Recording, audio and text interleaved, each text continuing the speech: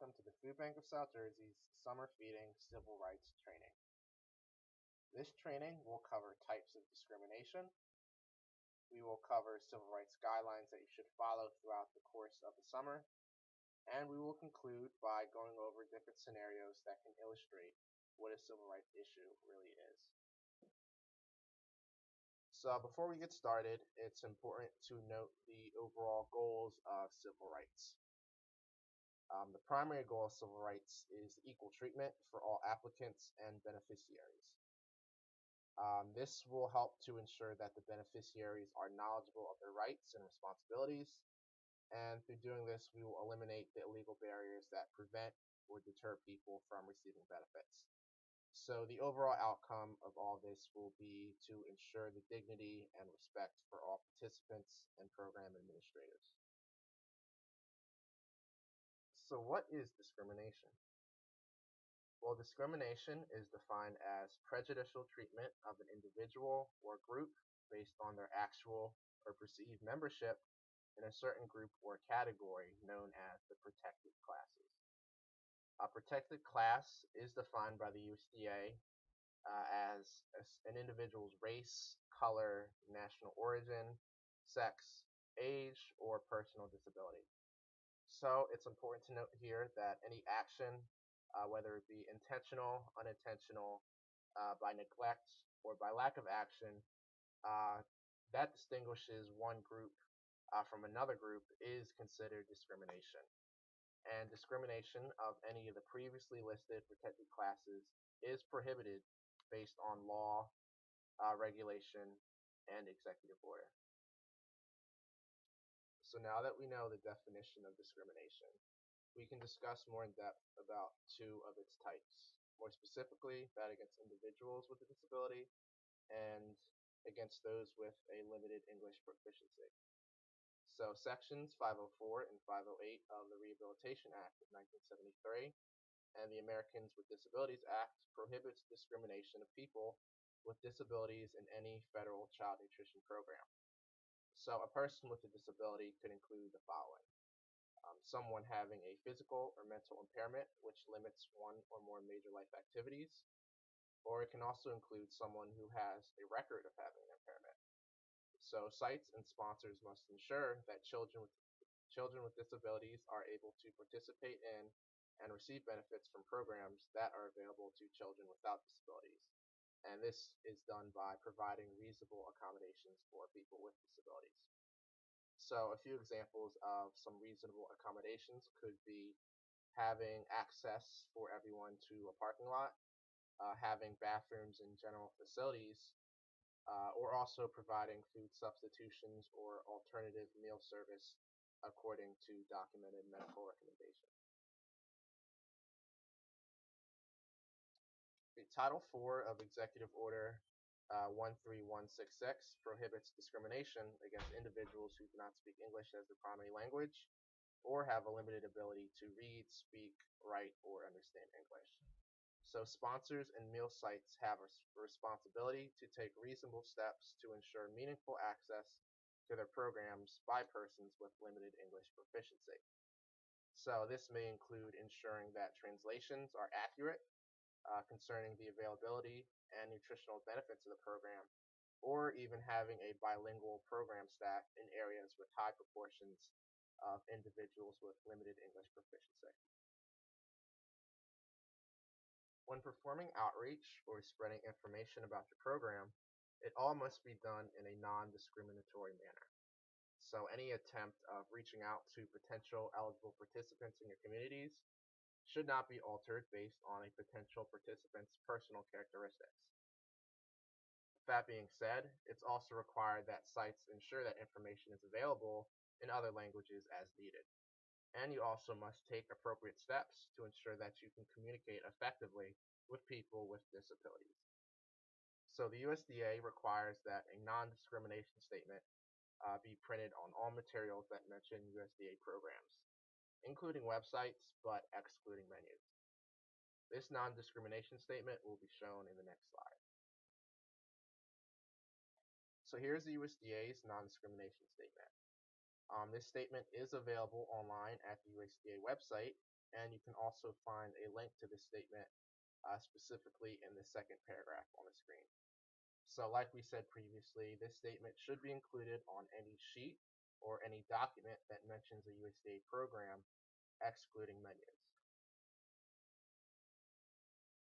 USDA regulations specify that a Justice for All poster be prominently displayed in all food service areas and administrative offices.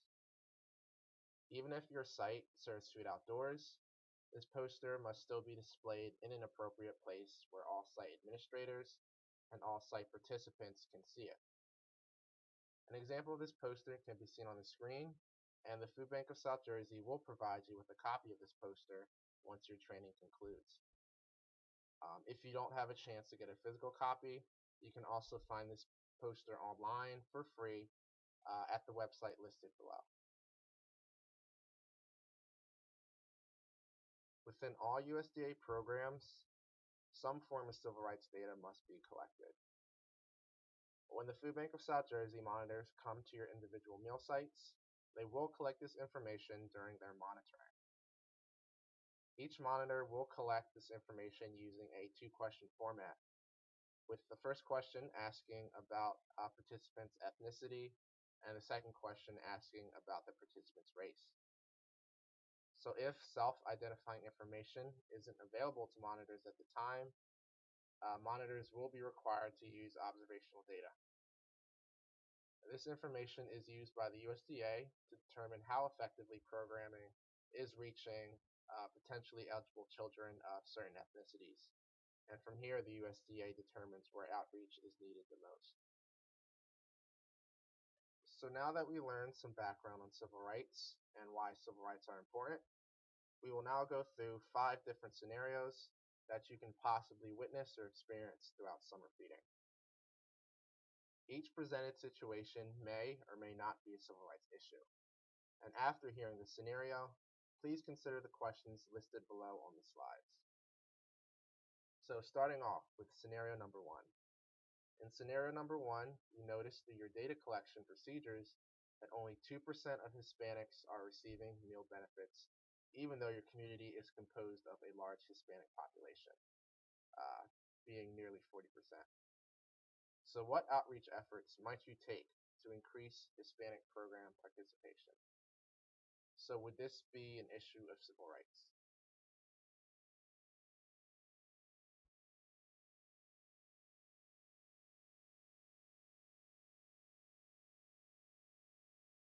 So census data on race and ethnicity is publicly available using the American Facts Finder website. So if you look on the screen right now, this website will be listed on the slide. The sponsor in this scenario could have used the American Fact Finder website to find the data on Hispanic population in their community. So some effective outreach activities could include providing educational information in other languages and also reaching out to other programs in the area which serve the Hispanic population. Scenario number 2. On occasion, you have leftovers at the end of lunch, and you, being the site administrator, offer the leftovers to the older boys in the group. Is this practice discriminatory? And if so, on what basis? If not, explain why. So before you think of an answer, consider which protected classes may be involved here.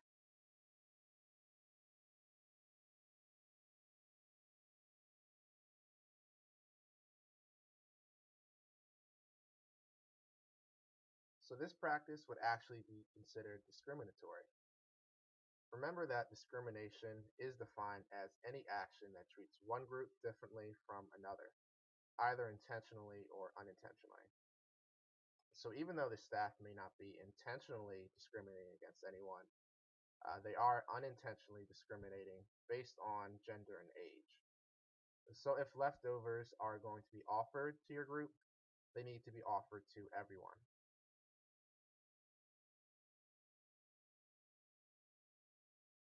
So here is our third scenario. Near the end of breakfast, 3 African American boys come to the line and are told by a Caucasian server that they are out of pancakes, choose a cold cereal. The boys can see that 2 pancakes remain. Shortly thereafter, a Hispanic boy comes to the line and the server gives him the 2 remaining pancakes. You ask the server why he gave a Hispanic child the pancakes after he told the 3 African American children the cafeteria was out. The server tells you that the Hispanic child is his neighbor, and he promised the child he would save him pancakes the next time they were served. Is this discriminatory? And if so, on what basis? If not, explain why.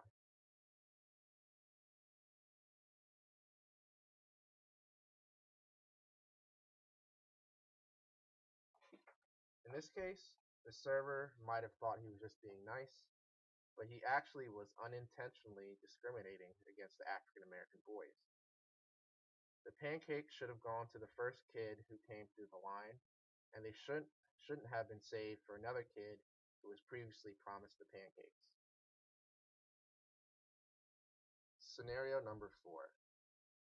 A site does not provide infant foods or formula to infants during the meal service. Is this discriminatory? And if so, on what basis? If not, explain why.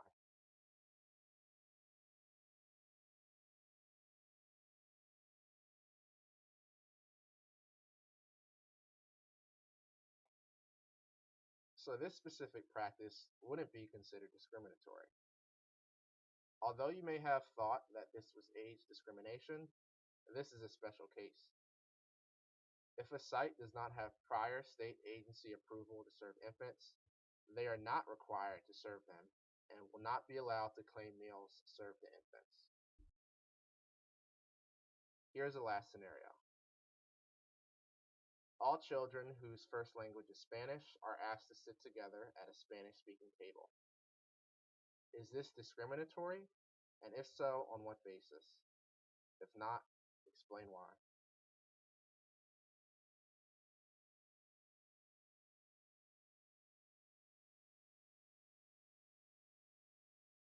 So this practice would actually be considered discriminatory, mainly due to the fact that it was done based on the children's membership in a protected class. Separating children who share a particular characteristic into groups would be considered a civil rights issue and discrimination based on the protected class of national origin. In some instances, separating children may be okay if done for legitimate reasons, such as disciplinary requirement. But if any other reason comes up to separate a child, it must be legitimate and non-discriminatory. For further information regarding civil rights and federal child nutrition programs, visit www.fns.usda.gov/civil rights. If you wish to discuss any civil rights issues or concerns related to the Food Bank of South Jersey, you are highly encouraged to contact us by email or by phone, and our contact information will be provided on the screen. Thank you for your participation in the Food Bank of South Jersey's Summer Feeding Civil Rights Training.